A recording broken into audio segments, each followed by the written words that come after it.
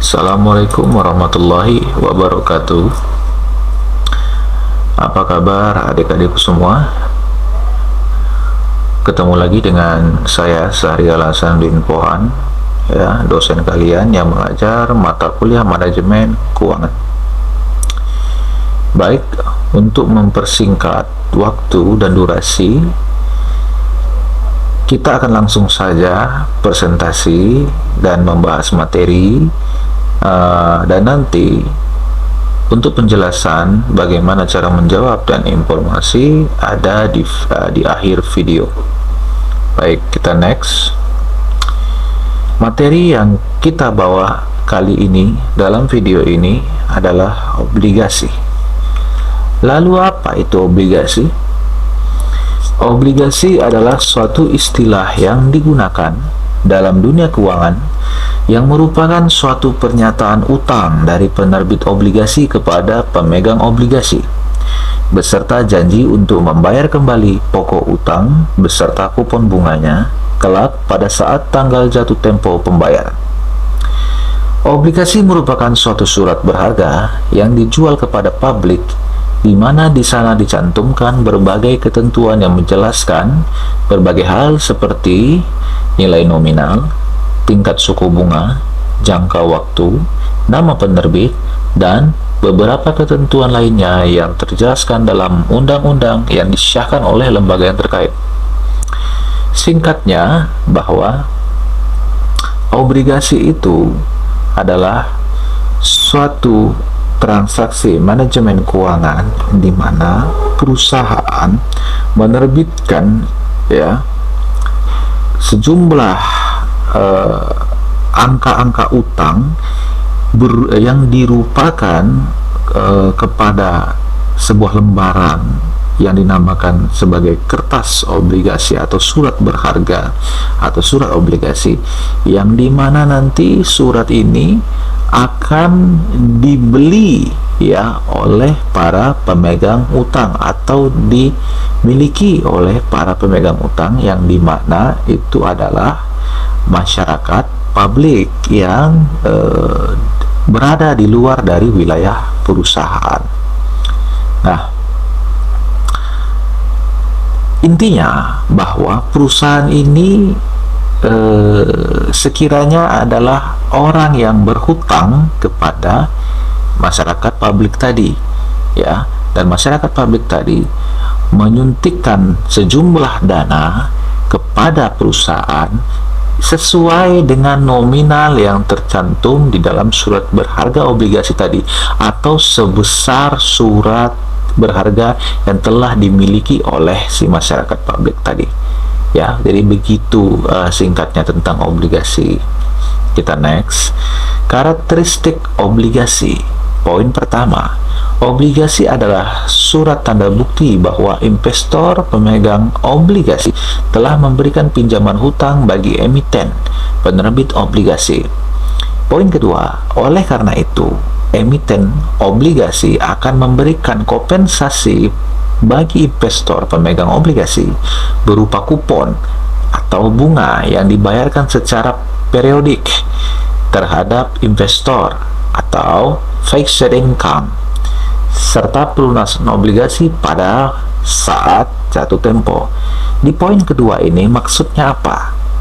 Jadi, selain kita memiliki sejumlah surat berharga, biasanya sih kalau di perusahaan itu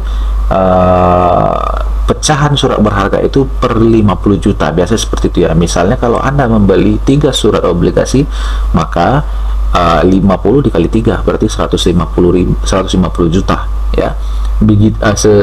Segitulah atau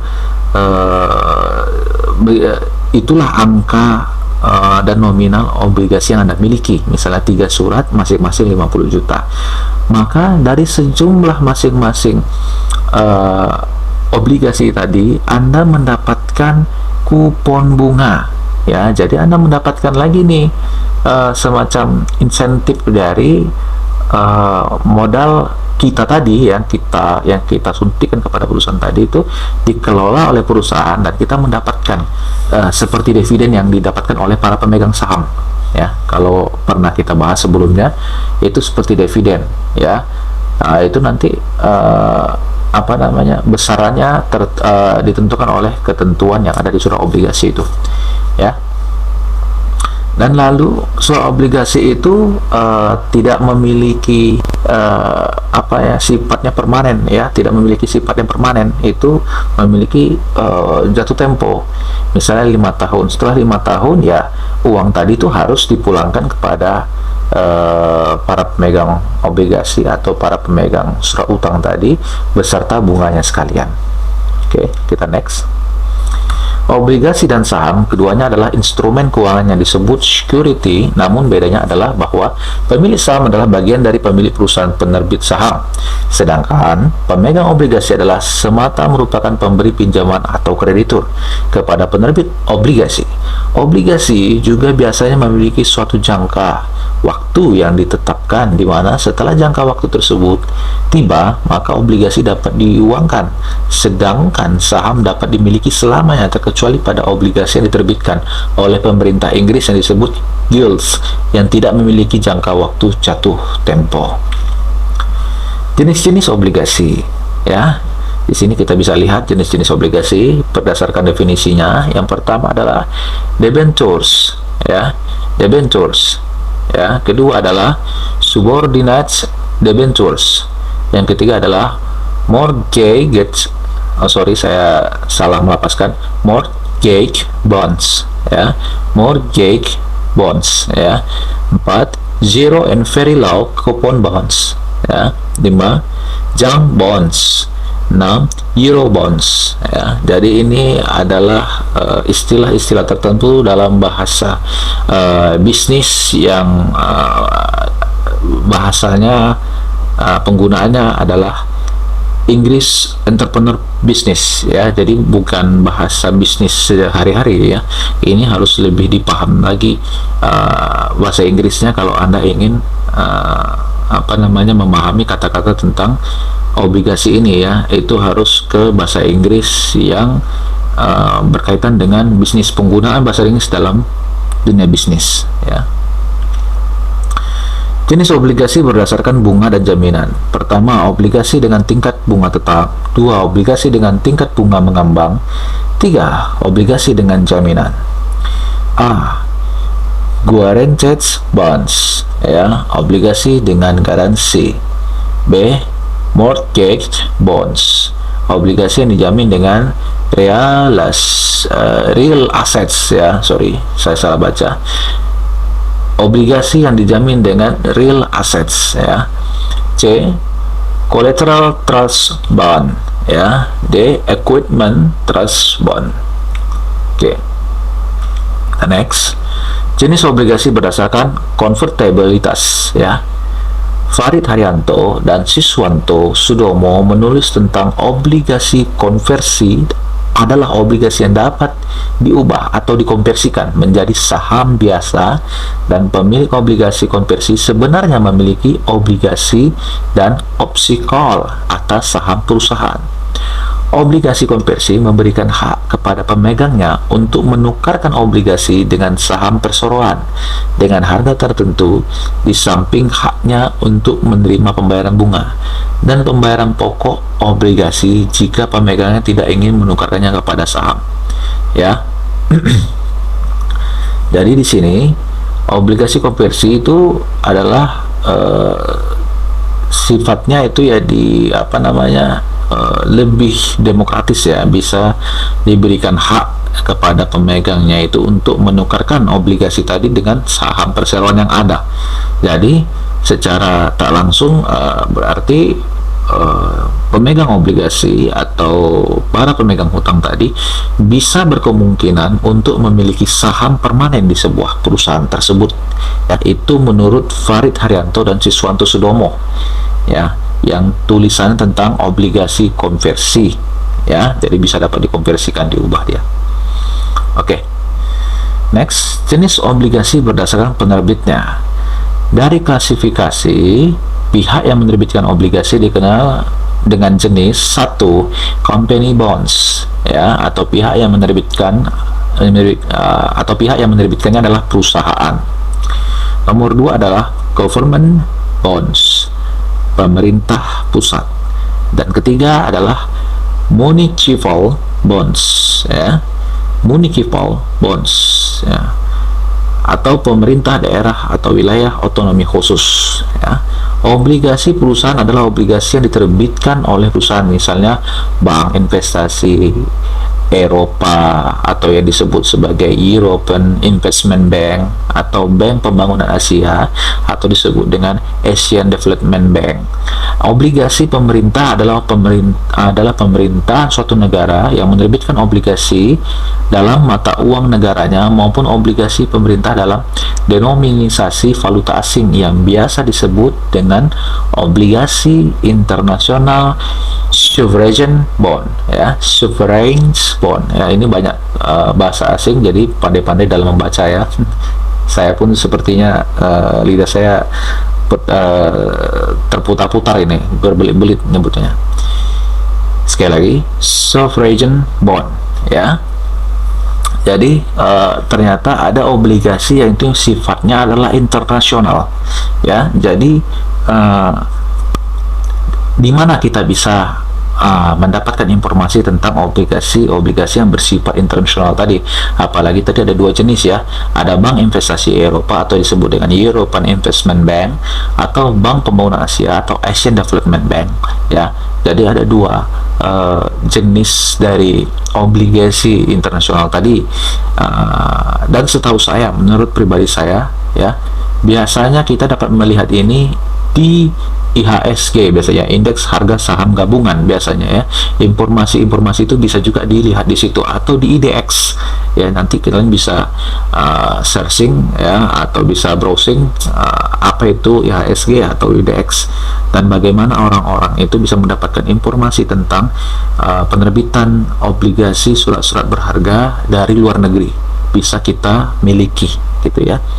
Sebenarnya ini adalah suatu peluang juga, ya, tapi maaf cakap itu ya memang harus dengan modal yang lumayan, ya, karena kalau di Indonesia saja satu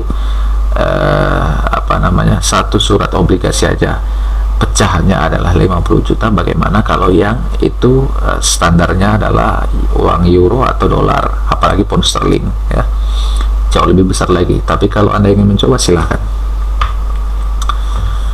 Oke, next, karakteristik obligasi. 1. Memiliki masa jatuh tempo. 2. Nilai pokok utang. 3. Kupon obligasi. 4. Peringkat obligasi. 5. Dapat diperjualbelikan.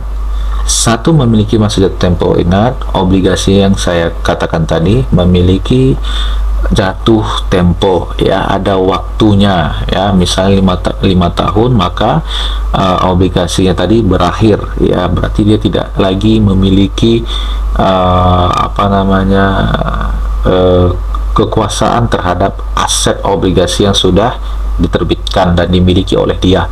Setelah 5 tahun mungkin langsung dilunasi oleh perusahaan beserta bunga-bunganya sekalian. Berbeda tadi dengan kasusnya ada obligasi yang sifatnya bisa diubah, ya, dari berbentuk obligasi kepada berbentuk saham permanen, yaitu bisa ditransisi, gitu, ya. Nilai pokok utang, ya, jadi nilai pokok utangnya adalah, ya, jumlah pokok utang perusahaan kepada kita, ya.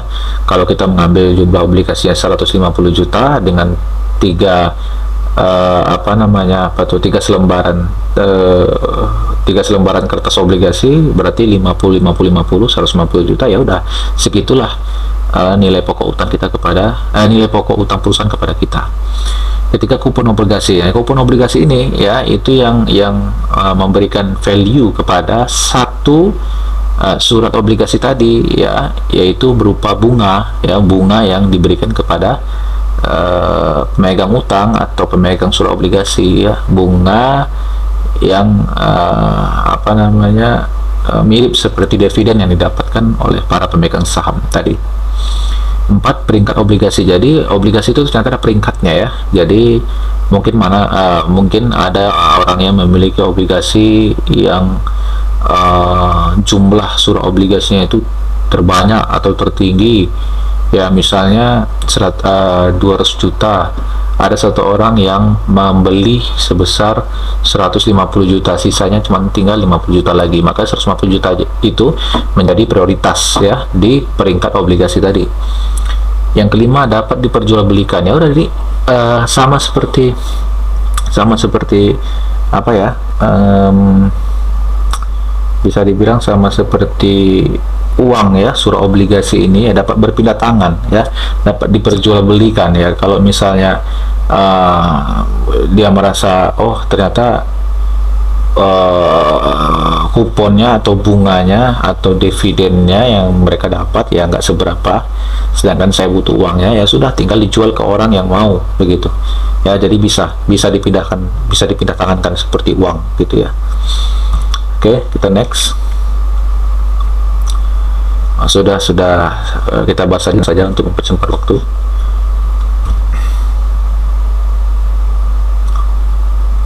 Besaran nilai obligasi yang dikeluarkan sebuah perusahaan telah ditetapkan sejak awal obligasi tersebut diterbitkan. Misalnya, PT ABC menerbitkan obligasi sebesar 100 miliar rupiah ya. Umumnya obligasi memiliki pecahan sebesar 50 juta seperti yang saya bilang tadi. Berarti bahwa sejumlah obligasi yang diterbitkan tersebut adalah sebanyak 2000 obligasi. Pecahan obligasi dikenal dengan istilah denominasi ya, dikenal dengan denominasi ya. Jika seseorang membeli sebanyak 2 obligasi, tinggal dikalikan 50 juta ya, berarti yang dia dapat 100 juta ya, 2 lembar obligasi tadi ya. Nilai pokok utang sebesar 100 miliar rupiah wajib dikembalikan perusahaan kepada para pemegang obligasi ketika obligasi tersebut jatuh tempo, misalnya 5 tahun ya. Next. Kupon obligasi. Pendapatan utama pemegang obligasi adalah bunga yang dibayar perusahaan kepada pemegang obligasi pada waktu-waktu yang telah ditentukan. Misalnya setiap 3 bulan atau setiap 6 bulan sekali. Pada obligasi, istilah bunga umumnya disebut kupon. Kupon merupakan daya tarik utama bagi para investor untuk membeli obligasi karena kupon merupakan pendapatan pasti yang diterima pemegang obligasi selama masa berlakunya obligasi tersebut. Ya berarti kalau 5 tahun ya, selama kita memegang surat obligasi itu ya, selama itulah kita mendapatkan keuntungan dari kupon bunga tadi atau insentif bunga yang diberikan kepada para pemegang surat utang obligasi. Kita next saja ya. Peringkat obligasi. Agar investor memiliki gambaran tingkat risiko ketidakmampuan perusahaan dalam membayar, maka di dalam dunia surat utang atau obligasi dikenal suatu tingkat dan menggambarkan kemampuan bayar perusahaan penerbit obligasi. Tingkat kemampuan membayar kewajiban tersebut dikenal dengan istilah peringkat obligasi. Peringkat obligasi dikeluarkan oleh lembaga yang secara khusus bertugas memberikan peringkat atas semua obligasi yang diterbitkan perusahaan. Semua obligasi yang diterbitkan wajib diberi peringkat sedemikian agar investor dapat mengukur atau memperkirakan seberapa besar resiko yang akan dihadapi dengan membeli obligasi tertentu ya. Sebagai surat berharga, obligasi dapat diperjualbelikan seperti halnya saham. Jika suatu saat nilai obligasi meningkat, maka pemegang obligasi dapat menjual obligasi tersebut melalui dealer atau pialang obligasi. Pialang obligasi akan menerima fee atas transaksi obligasi tersebut. Oh, ternyata ada pialang ya. Ternyata di sini ada pialang. Jadi tidak bisa begitu saja berpindah tangan.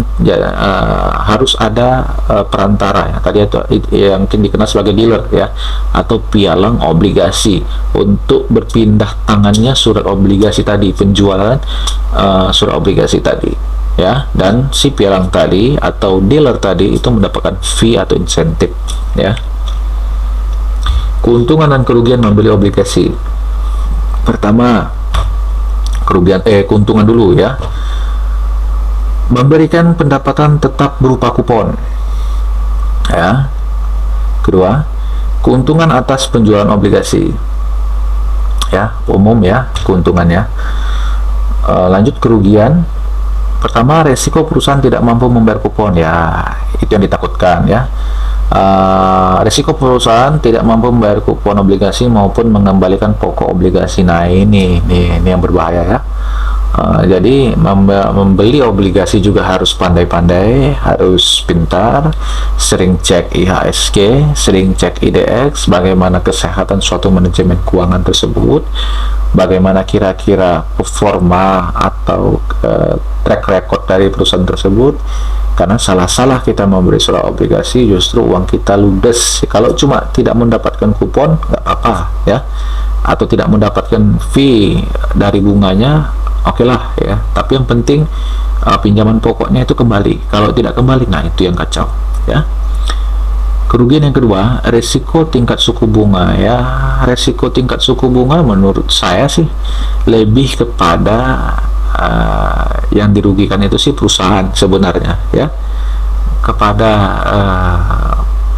pemegang utang surat obligasi ya. Apa ya kira-kira resiko tingkat suku bunganya ya, karena naik turun ya no problem kan, karena istilahnya dari segi uang ya dia tidak rugi karena uangnya dikelola oleh perusahaan ya, toh juga dikembalikan juga kepada mereka nanti ya. Sebenarnya mereka cuma ongkang-ongkang kaki aja, tapi mungkin kalau ini pengertian secara orang-orang di barat sana atau west, karena orang-orang western ini itu sangat perhitungan soal masalah finansial ya.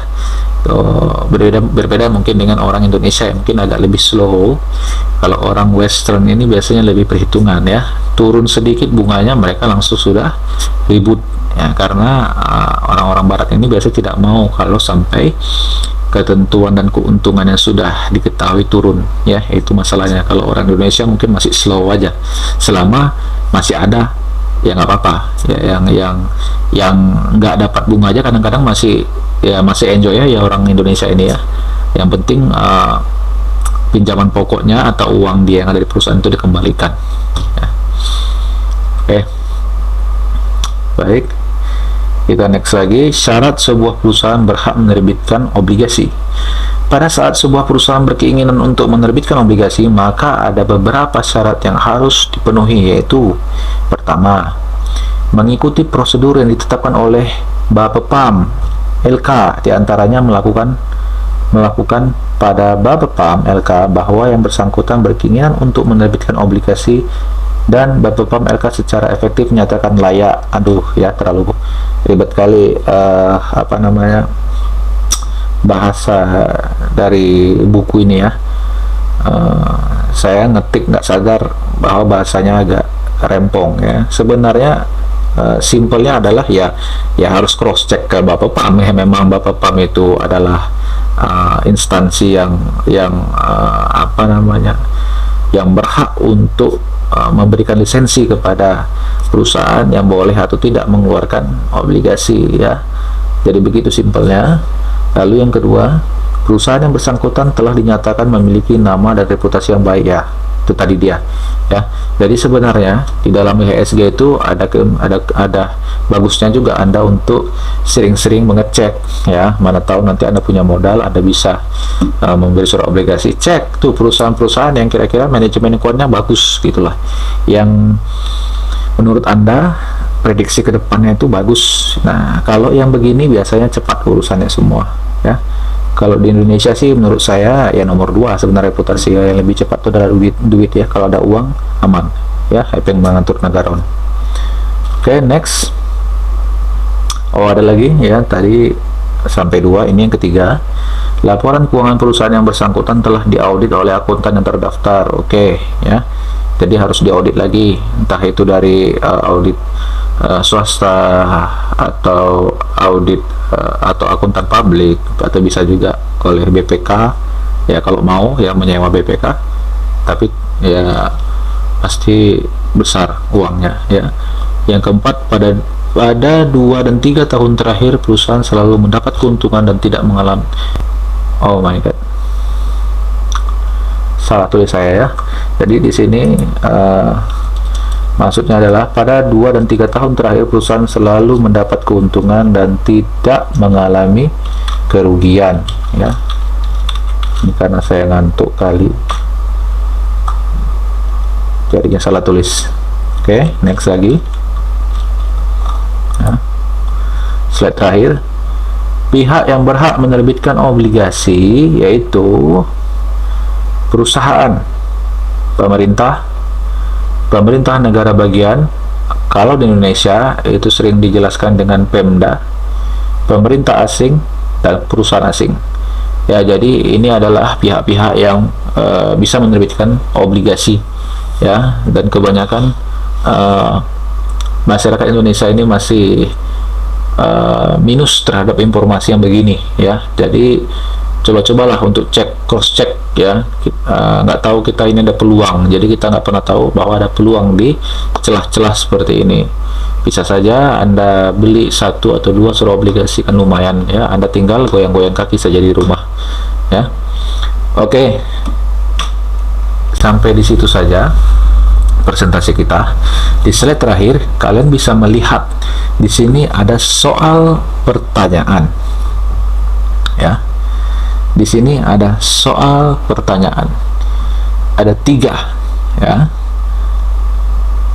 Kalian lihat sendiri nanti, dan kalian bisa mengerjakan seperti biasa di kolom komentar, ya, di kolom komentar YouTube dengan melampirkan nama lengkap sesuai absen, NIM, dan nama kelas kalian, ya. Baru di bawahnya jawaban Anda, ya.